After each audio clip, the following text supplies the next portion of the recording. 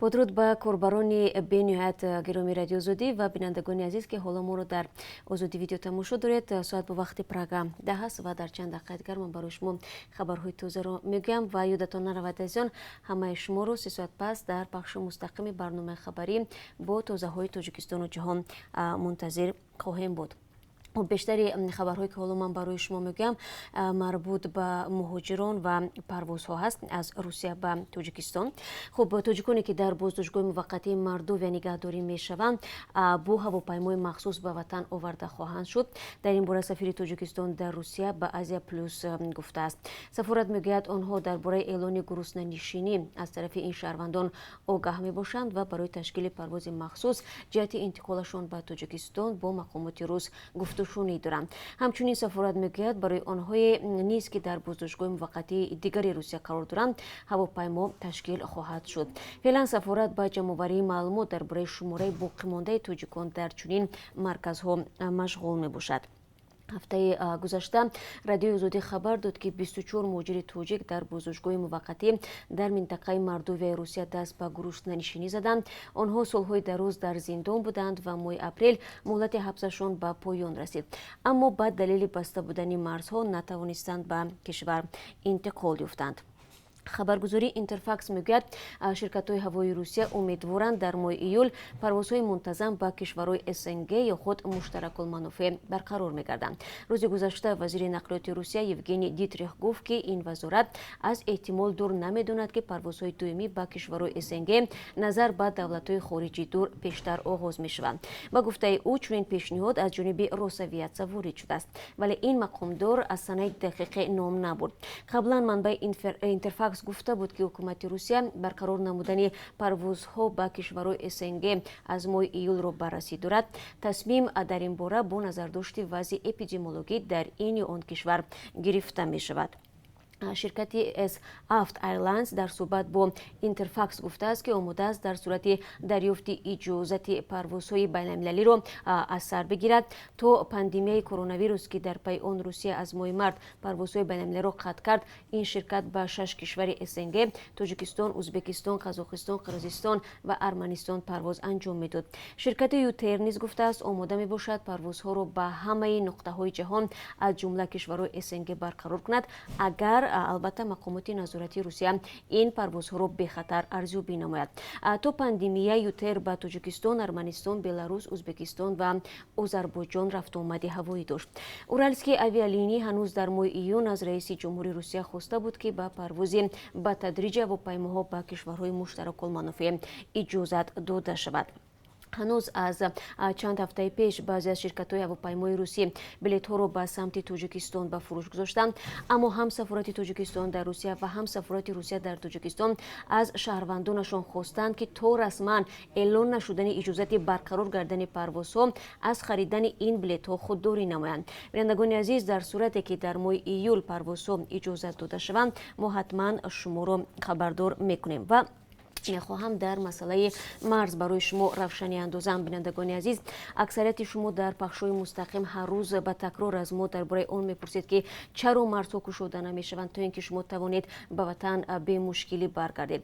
وضعیت چنین است. تصمیم گشودن مرز تنها از تاجیکستان وابسته نیست، یعنی برای آنکه شما توانید برای زمینی به وطن برگردید باید قزاقستان، قرقیزستان، روسیه و ازبکستان مرزهایشان باز باشند. همان گونه که می‌بینیم روزهای اخیر این کشورها بنابر گسترش دوباره صورت کرونا ویروس برعکس کرانتین را در دولت‌هایشان شدت می‌بخشند، از جمله ازبکستان و قزاقستان هم. پس باید درک کنید بینندگان عزیز که تا آن زمانی که خطر کووید 19 کم نشود این دولت‌ها برای باز نمودن مرز کشورهایشان اجازت نمیدهند. در چنین شرایط یگانه علاج این منتظر بهتر شدن وضعیت است. ما پیوسته برای شما نوارها را از کشورهای هممرز با تاجیکستان نشان میدیم که چگونه ده نفر تاجیکان با امید بازگشتن به وطن توکل کرده و به راه برآمدند و هفته‌های زیاد در مرز سرسان و سرگردان میمونند. برای همین اگر پیشرفتی در مسئله احتمال باز نمودن مرزها به دست آمد ما برایتان خواهیم گفت. هر روز خبرهای رادیو آزادی رو گوش کنید تا اینکه آگاه باشید. бонки осиёи рушд барои кӯмак ба занону ҷавонон ва муҳоҷирони меҳнатӣ ба тоҷикистон $30 миллион грант медиҳад. ҳадаф аз ин кӯмак баланд бурдани тахассус, фароҳам овардани ҷойҳои корӣ ва беҳтар кардани имконоти марказҳои кор бо муҳоҷирон гуфта мешавад. бонки осиёи рушд мегӯяд, интизор меравад ки бинобар пандемияи COVID-19 муҳоҷирон ба ватан баргашта бекорӣ низ дар тоҷикистон зиёд мешавад. аз ин хотир ин лоиҳа хеле барои тоҷикистон муҳим аст. бо маблағи ҷудо гардида се хадамоти муҳоҷират дар хуҷанду бохтар ва восеъ сохтаву муҷаҳҳаз карда мешавад, ки барои муҳоҷирони бозгашта пешбинӣ гардиданд. тариқи ин марказҳо ба муҳоҷирони бозгашта курсҳои забономӯзӣ ва малакаҳои асосии кориро хоҳанд омӯхт, то ин ки онҳо тавонанд дар ватан соҳиби шуғли муносиб шаванд. лоиҳаи мазкур барои 6 сол пешбинӣ шуда тариқи вазорати меҳнат ва муҳоҷирати тоҷикистон амалӣ хоҳад шуд.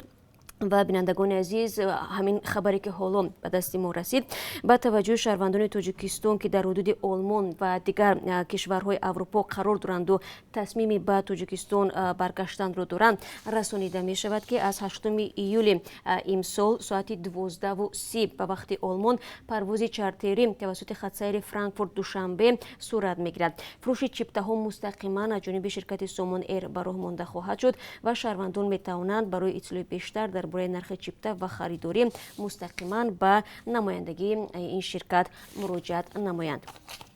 хабарҳои дигарро идома медиҳам.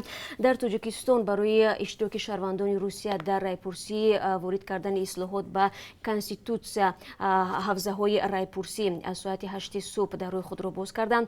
ба қабли сафорати русия дар тоҷикистон 6 ҳавзаи интихоботӣ дар Душанбеву Хуҷанд, Бохтару Норак ва дар қаламрави пойгоҳи низомии 201 амал мекунад. райдиҳӣ бо риояи талаботи беҳдоштиву эпидемиологӣ ҷараён дорад ва аллакай ба қабли сафорат 3580 шаҳрванди Русия дар Тоҷикистон пои сандуқҳои рай рафтанд. хотиррасон мекунем ки тағйиру иловаҳо ба Конститутсияи Русия ба президент Владимир Путин имкон медиҳад ду бори дигар ба курсии раисияти ҷумҳурӣ интихоб шуда то соли 2036 дар сари қудрат бимонад.